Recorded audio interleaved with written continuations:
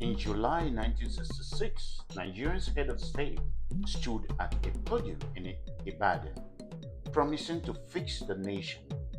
Less than 24 hours later, he was kidnapped, and his loyal host chose exit right beside him. He was Major General Johnson Thomas Nakwe Aguiyi Ironsi, Nigeria's first military ruler.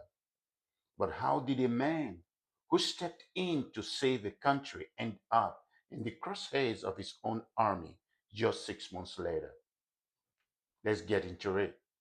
Meet Aguiyi Ironsi, nicknamed Johnny Ironside. He was a global hero, remembered as Nigeria's tallest head of state. In the 1960s, he led UN peacekeepers in the Congo, personally negotiating with rebels to free hostages without firing a single shot. He was practically invincible. Many believed his power came from the mystical stuffed crocodile that was always in his hand. When Nigeria plunged into chaos during its first coup, Ironsi stepped up as the first military head of state at just 42 years old. But the streets didn't just whisper about his power, they whispered about his swagger stick.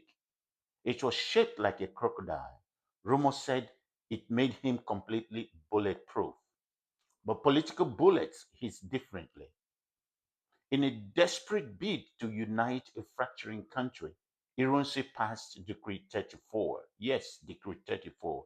He abolished Nigeria's federal system, turning it into a unitary state overnight. It backfired instantly.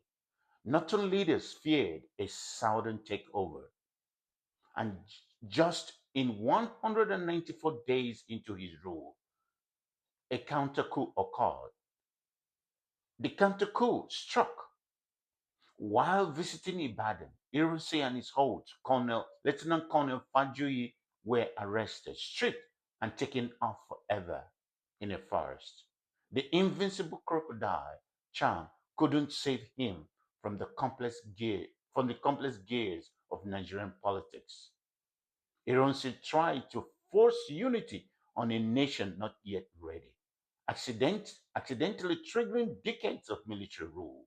So I ask, was he a naive patriot or a flawed leader? Drop your thoughts below and hit follow for more untold stories. Each time Aguiyi Ironsi is mentioned, Lieutenant Colonel Francis Adekunle Fajoyi's name is mentioned in the same breath for his courage, bravery, and steadfastness.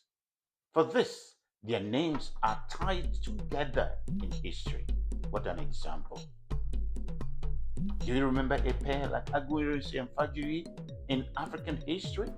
Write it in the comment below. Like and subscribe. This is the truth.